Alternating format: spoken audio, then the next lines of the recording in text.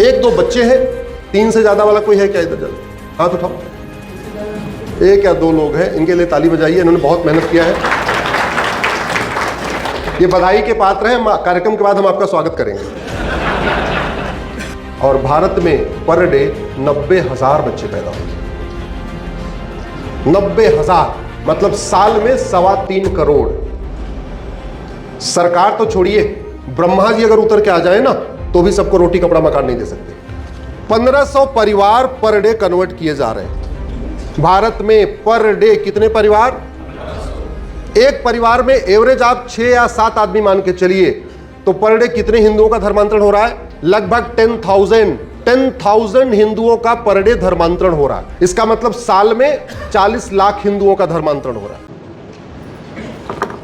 भारत माता की जय, भारत माता की जय, भारत माता की जय। जय श्री राम, जय श्री राम, राधे श्याम, राधे श्याम।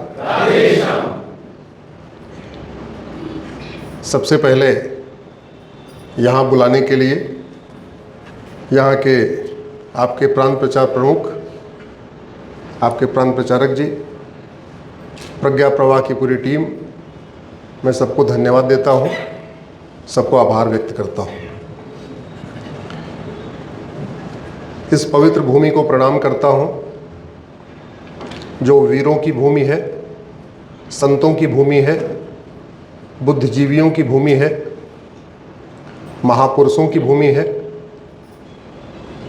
अपने उन सभी पूर्वजों को प्रणाम करता हूँ जिन्होंने असंख्य यातनाएं झेली, जजिया दिया, टैक्स दिया, बहुत कुछ परेशानियां झेली, लेकिन धर्मांतरण नहीं किया और अपना धर्म बचाए रखा, अपना नाम बचाए रखा, अपनी पहचान बचाए रखा।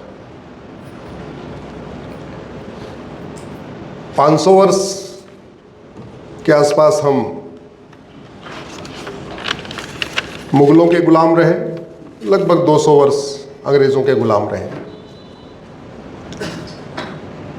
क्यों गुलाम हुए, उस पर चर्चा करना चाहिए। हम लोग कैसे आज़ाद हो गए, इस पर चर्चा करते हैं। हम गुलाम कैसे हुए थे, इस पर चर्चा करते हैं क्या? जोर से बोलिए जरा। नहीं करना चाहिए। बीमारी ठीक कैसे हुई, हम इस पर चर्चा करते हैं। बीमारी आई कैसे थी, इस पर चर्चा करते हैं क्या? नहीं करना चाहिए, डायग्नोसिस करना चाहिए। पहले मैं इंजीनियर था, बेसिकली मेरी बैकग्राउंड इंजीनियरिंग की है।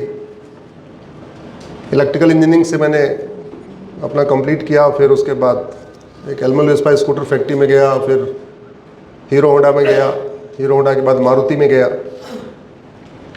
मुझे जापानियों के साथ काम करने का बहुत मौका मिला एज ए इंजीनियर, और शायद जापानियों के साथ मैंने काम नहीं किया होता तो मैं इंजीनियरिंग छोड़ के वकालत नहीं करता। इंजीनियरिंग छोड़ के वकालत करने का कारण ही यही था कि मैंने मारुति में जापानियों के साथ काम किया। क्या सीखा वहां से? एक चीज सीखी कि मानव निर्मित कोई भी समस्या लाइलाज नहीं होती। बेसिक उनका थीम है, मानव निर्मित, जोर से बोलिए, मानव निर्मित कोई भी समस्या लाइलाज नहीं होती। दूसरा उनका थीम, मानव निर्मित हर समस्या का इलाज मानव को ही करना पड़ेगा, ऊपर वाला नहीं आएगा।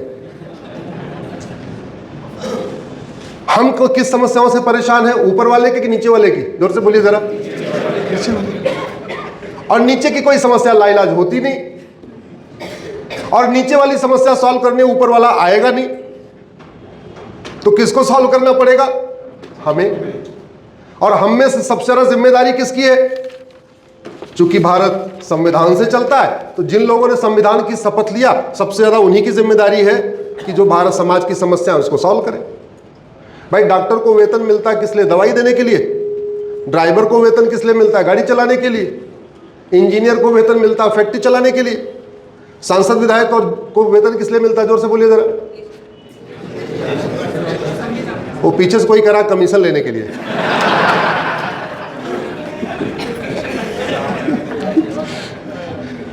कड़वा सच उनके मुंह से निकल आया।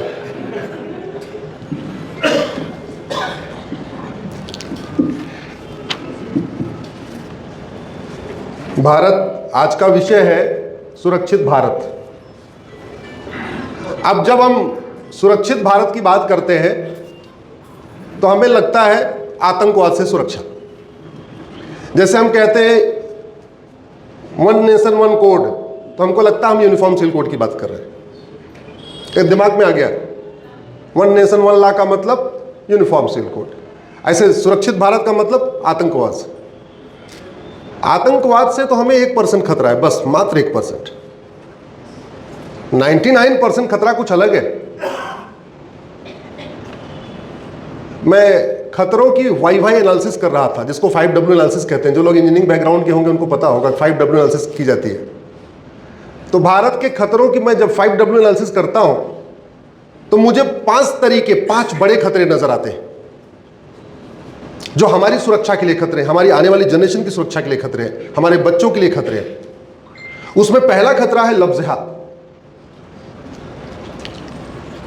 गृह मंत्रालय ने पार्लियामेंट को बताया है कि 2019 से 2021 में 13.5 लाख बहन बेटियां गायब हुई हैं। 3 साल में 13.5 लाख, तो 1 साल में कितना? जोर से बोलिए जरा। अरे कोई मैथ वाला नहीं है क्या इधर? देखिए, आपको लगातार मेरे साथ इंटरेक्शन करना पड़ेगा। मैं एक तरफा नहीं बोलता, मेरा यही तरीका है बातचीत करने का। 3 साल में 13.5 लाख, तो 1 साल में, और अब वो 5 लाख हो गई है। तो हर साल कितनी बहन बेटियां गायब हो रही हैं? 5 लाख। इस 5 लाख में से 3.5 लाख लफ्ज़-ए-जिहाद का शिकार हो रही हैं। साल में दिन कितने होते हैं? 365। लफ्ज़-ए-जिहाद का शिकार कितनी हो रही है? 3.5 लाख लफ्ज़-ए-जिहाद का। बाकी अलग तरीके की किडनैपिंग है। 1.5 लाख में बाकी किडनैपिंग है, या घर से खुद ही भाग गई, या कुछ अलग हो गया, कुछ कहानी हो गई। तो इसका मतलब पर डे 1000 बेटियां लफ्ज़-ए-जिहाद का शिकार हो रही हैं। यह हमारे लिए खतरा है कि नहीं? जोर से बोलिए। आपके सांसद ने यह खतरा संसद में उठाया क्या? आपके विधायक ने यह खतरा विधानसभा में उठाया क्या? उनको वेतन भत्ता गाड़ी बंगला किस लिए मिलता है? जोर से बोलिए। भारत को सुरक्षित बनाने के लिए। और हमारे लिए इतना बड़ा खतरा लफ्ज़-ए-जिहाद है, न संसद में उन्होंने उठाया, न विधानसभा में उठाया। दूसरा खतरा लैंड-जिहाद। एक कम्युनिटी 20 लाख एकड़ पे कब्जा कर चुकी है, दूसरी कम्युनिटी 40 लाख एकड़ पे कब्जा कर चुकी है। तो टोटल कितनी जमीन कब्जा हो गई? 60 लाख एकड़। 60 लाख एकड़। अभी आप लोग वक्फ के बारे में बहुत सुन रहे होंगे। 4-5 साल पहले वक्फ के बारे में केवल वही जानता था जिसकी जमीन कब्जा हो जाती थी। बाकी कॉमन मैन को नहीं पता था कि वक्फ क्या होता है। बहुत सारे लोग इंडिविजुअल परेशान हो कि हमारे पास आए, जी हमारी ज़मीन पे कब्जा हो गया, हमारी ज़मीन पे कब्जा हो गया। कर्नाटक के एक सज्जन हमारे पास आए थे केस लेके। वो हाई कोर्ट से हार गए थे, उसके बाद हमारे पास आए। ये 2019 की बात है। फिर 2020 में हमने उस कानून को बहुत डीपली पढ़ा कि यार इतने लोग परेशान क्यों हैं। तो पता चला इस वक्फ एक्ट में 66 अमेंडमेंट करना पड़ेगा। कितने अमेंडमेंट करना पड़ेगा? तब जाके ये कॉन्स्टिट्यूशन के स्पिरिट में आ पाएगा। वैसे भारत के संविधान में WAQF नाम का शब्द ही नहीं है। तो कायदे से वक्फ बोर्ड होना नहीं चाहिए, वक्फ एक्ट होना नहीं चाहिए, वक्फ ट्रिब्यूनल होना ही नहीं चाहिए। लेकिन अगर चले भी तो कम से कम इसमें 66 बदलाव करना पड़ेगा, 66 अमेंडमेंट करना पड़ेगा। अभी 44 अमेंडमेंट हुआ है, 22 अमेंडमेंट बाकी है। वो इसलिए हमने नए वाले, पहले हमने पुराने कानून को चैलेंज किया था, इसमें 66 कमी है। अभी हमने नए वाले कानून को चैलेंज किया कि इसमें 22 कमी और है। तो भारत में लैंड-ए-जिहाद चल रहा है। भारत में बहुत बड़ी मात्रा में ड्रग्स-ए-जिहाद चल रहा है, और ड्रग के कारण हमारा धन भी जा रहा है और हमारा धर्म भी जा रहा है। 1-2 बच्चे हैं, 3 से ज्यादा वाला कोई है क्या? इधर जरा हाथ उठाओ। 1 या 2 लोग हैं, इनके लिए ताली बजाइए, इन्होंने बहुत मेहनत किया है। ये बधाई के पात्र हैं। कार्यक्रम के बाद हम आपका स्वागत करेंगे।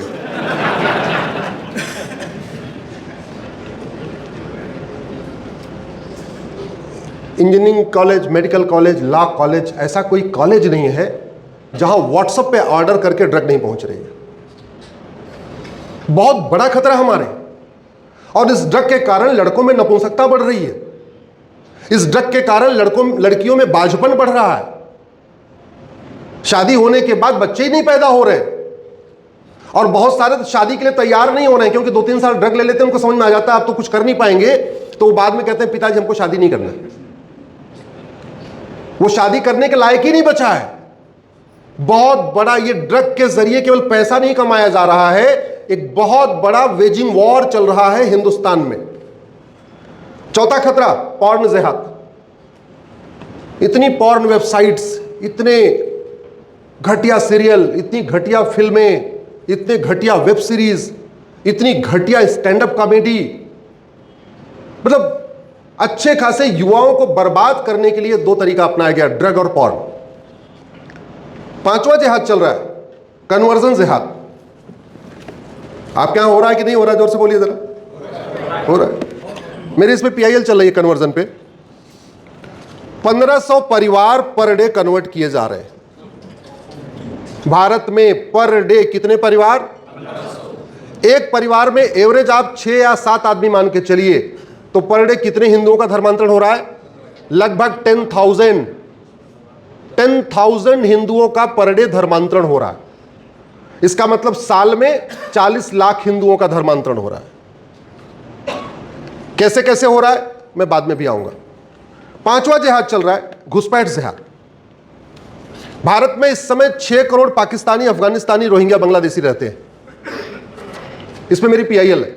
मैं जितनी आपके सामने बातें कह रहा हूं, ये सब पे मेरी पिटीशंस हैं, सब पे मैंने सुप्रीम कोर्ट में, स्वाभाविक सी बात है, PIL फाइल होती है तो बाकायदा एफिडेविट पे देना पड़ता है।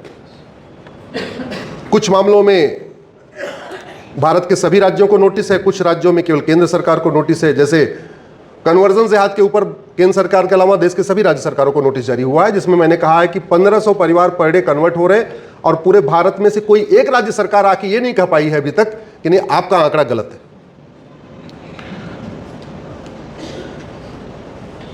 घुसपैठ पे मेरी जो PIL है, इस पे भी केंद्र के अलावा सारी राज्य सरकारों को नोटिस है।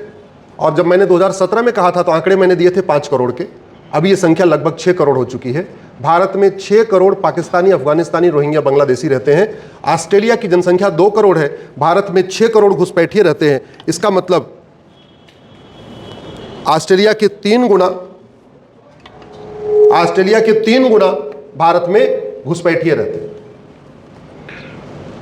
7वां जिहाद जो चल रहा है वो है पॉपुलेशन जिहाद। दुनिया में सबसे ज्यादा बच्चे कहां पैदा हो रहे हैं? जोर से बोलिए जरा। चीन का क्षेत्रफल हमसे 3 गुना ज्यादा है, वहां पर डे 45,000 बच्चे पैदा होते हैं। अमेरिका का क्षेत्रफल हमसे 3 गुना ज्यादा है, वहां पर डे 11,000 बच्चे पैदा होते हैं। रूस का क्षेत्रफल हमसे 5 गुना ज्यादा है, वहां पे पर डे 4,000 बच्चे पैदा होते हैं। अमेरिका में 11,000 है, रूस में 4,000 है। ब्राजील का क्षेत्रफल हमसे 2.5 गुना ज्यादा है, वहां पर डे 8,000 बच्चे पैदा होते हैं। और भारत में पर डे 90,000 बच्चे पैदा होते हैं। 90,000 मतलब साल में 3.25 करोड़। सरकार तो छोड़िए, ब्रह्मा जी अगर उतर के आ जाए ना तो भी सबको रोटी कपड़ा मकान नहीं दे सकते। इंसान तो छोड़िए, सरकार 2 करोड़ घर बनाती है, 10 करोड़ बेघर पैदा हो जाते हैं। सरकार 2 करोड़ रोजगार जनरेट कर पाती है, लोन देके, मुद्रा लोन या बाकी लोन के जरिए 10 करोड़ बेरोजगार पैदा हो जाते हैं। भारत की 50% समस्याओं का मूल कारण जनसंख्या विस्फोट है। 8वां एक इकोनॉमिक जिहाद चल रहा है भारत में, बहुत बड़ी मात्रा में चल रहा है, हलाल सर्टिफिकेशन के नाम पे चल रहा है। और इस इकोनॉमिक जिहाद के पीछे हमारा घटिया टैक्स सिस्टम है। इसलिए मैंने PIL फाइल किया है कि income tax, toll tax, road tax, TDS, ये सारे टैक्स खत्म किए जाए, केवल एक्सपेंडिचर टैक्स लगाया जाए। उस विषय पे, सारे विषयों पे मैं आज 10 के 10 नहीं बोल पाऊंगा, 1 या 2 विषय पे बोलूंगा। अधिक जानकारी के लिए आप हमारे फेसबुक, ट्विटर, इंस्टाग्राम से जुड़े रहिए। जैसे 2 विषयों पर मैंने कल बेलगाम में बोला, 2 विषय पे आज बोलूंगा, 2 विषय पे कल बिदर में बोलूंगा, उसके बाद फिर 2 पे करीमनगर में बोलूंगा, फिर 2 पे हैदराबाद में बोलूंगा। मैं 1 सप्ताह के लिए आप ही के एरिया में आया हुआ। एक और जिहाद चल रहा है, इकोनॉमिक जिहाद और एजुकेशन जिहाद। संविधान विरोधी स्कूल खुल रहे हैं। भारत का संविधान मदरसा चलाने की इजाजत नहीं देता। भारत का संविधान मदरसा खोलने की इजाजत नहीं देता। और पूरे भारत में मदरसे खुलते चले जा रहे हैं। और सबसे खतरनाक जिहाद हुआ है पार्लियामेंट्री जिहाद। पार्लियामेंट में भारत को सुरक्षित बनाने के लिए कानून बनाना था और पार्लियामेंट में भारत को बर्बाद करने के लिए कानून बनाए गए। और एक दो नहीं, लगभग 50 कानून तो 1950 के बाद बने। 50 कानून मैं अब तक चैलेंज कर चुका हूं, आजादी के बाद बने हुए, एक के बाद एक, एक के बाद एक। जो काम मुगलों ने तलवार के दम पे किया था, वो सारे के सारे काम अंग्रेजों ने कानून बना के किया। सब काम उन्होंने किया। और जो काम मुगलों और अंग्रेजों का छूट गया था, वो काम आजादी के बाद किया गया। अंग्रेज कानून कैसे बनाते थे? अंग्रेजों को किसी ने बताया कि भीम की ससुराल नागालैंड में है। हिडंबा नाम सुना आपने? हिडंबा, हिडंबा कहां की थी? नागा हिल्स की, नागालैंड की। भीम के बेटे का नाम क्या था? घटोत्कच। वाह वाह, सबको पता है। प्रज्ञा भारती के कार्यक्रम में अच्छी बातें रहती है। और घटोत्कच के बेटे का नाम बर्बरीक। 2 लोगों ने बोला, इनके लिए ताली बजाइए। और बर्बरीक की हम खाटू श्याम के रूप में राजस्थान में पूजा करते हैं। अंग्रेजों को यह कहानी बताई, बर्बरीक की कहानी, घटोत्कच की कहानी और भीम की कहानी। तो बोले वो इतने पावरफुल हुए कैसे? बोले साहब ये नागा हिल्स में बहुत अच्छी अच्छी जड़ी बूटियां हैं, जो खा ले वो एकदम भीम जैसा हो जाएगा, बर्बरीक जैसा हो जाएगा, घटोत्कच जैसा हो जाएगा। बोले अच्छा, एक कानून बनाओ, क्योंकि यहाँ रोज लोग आ रहे हैं। उन्होंने कानून बनाया 1872 में, उसका नाम है Bengal frontier act, Bengal frontier regulation act. और कानून बना के बोल दिया, अब नागा हिल्स में कोई आएगा नहीं, अगर किसी को आना है तो हमसे परमिशन लेके आएगा। और जिन लोगों ने कहानी बताई थी उनको ढूंढने पर लगा दिया, वो वाली जड़ी बूटी ढूंढो जो भीम ने खाई और बर्बरीक ने खाई और घटोत्कच ने खाई। और जानते हैं, वो अंग्रेजों का 1872 वाला कानून आज भी चल रहा है। इसलिए भारत के बाकी राज्यों में तो आप आराम से फ्रीली घूम सकते हैं अपनी गाड़ी के साथ। नागालैंड में जाएंगे तो चेक पॉइंट पे आपको परमिशन लेना पड़ेगा। जैसे आप बैंकॉक में जाके परमिशन लेते हैं, वीजा ऑन अराइवल मिलता है, भूटान में वीजा ऑन अराइवल मिलता है, नेपाल में वीजा ऑन अराइवल मिलता है, वैसे ही आपको नागालैंड में एंट्री करने के पहले वीजा ऑन अराइवल लेना पड़ेगा। और वो जो ILP सिस्टम लगाया था, इनर लाइन परमिट सिस्टम, वो आज भी चल रहा है। उस ILP को हमने सुप्रीम कोर्ट में भी चैलेंज किया।